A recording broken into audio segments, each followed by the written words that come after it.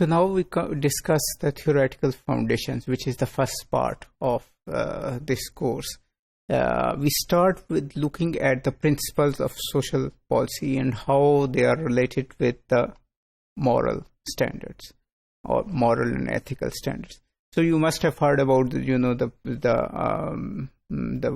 words principle stand. So like I didn't accept my boss command because it was against the rules, or I will not change political party because it's unethical. The social policy principles are also based on standards, and these are moral and ethical standards. So an example of moral and ethical standard will be basic free education for everyone. So this is a moral stand that we have to provide that. So it can be part of the law or constitution, as I discussed in the last segment. After 18th Amendment, it was included in the Pakistan's constitution, but it's basically an ethical and moral standards. Another ethical and moral standards can be that health services should be provided to everyone. So whether they have money or not, these health services should be provided. So this is again something which is accepted in most societies, in most countries as an ethical standard. Whether it is turned into law or not, it's a different thing. In some countries it's a law, in some countries it's not. But it is accepted as an ethical standard. Similarly, you can argue that driving license should be given to everyone, because driving license is one way of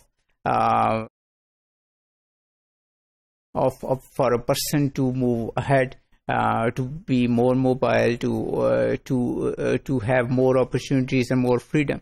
But most of the countries don't think this is an ethical standard. Some countries, for example, in the US, driving license is the basic identity document, like in case of Pakistan, the national identity card. So for their, driving license becomes something which is essential for survival of a person. So there it becomes part of your moral duty, or the state's moral duty to provide it. So what are these moral and ethical standards? So they provide a vision of how things ought to be. So they tell us what are our ideals, what are the ideals of our society. So why do we want every child to be educated? Because over the ideal society we want in Pakistan is where everybody is free, everybody is informed, everybody can achieve his or her goals, and without education this is not possible. So it reflects the norms of our society, the different moral and ethical standards we have. It tells something to an outsider how we think of ourselves, what we want to be as a society.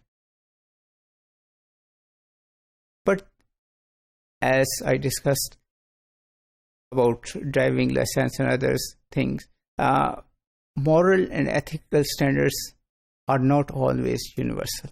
So sometimes everybody accepts it, like education or health, but at other times they are not accepted by some people or some groups or some countries. So they are right-wing and left-wing principles.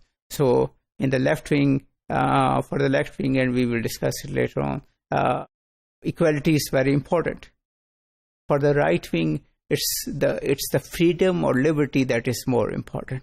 So they look at at the society or at the individual through a different lens, and for them, liberty and freedom is a much more important standard ethical standard than equality.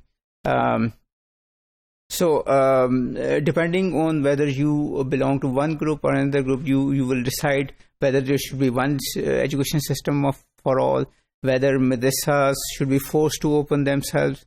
So these depend on how you look at the country and for what type of ethical standards you prefer. So similarly, higher or lower taxes, gun control, corruption, whether people should be allowed to stand for parliament who are accused of corruption. So all these things depend on how you think of what are your morals or ethical standards are, and which ethical and moral standards you prefer over others. So what is your priority? Because some ethical standards may not match with other ethical standards. So these things have to be decided, and on these ethical and moral standards, then we make the social policy. Thank you.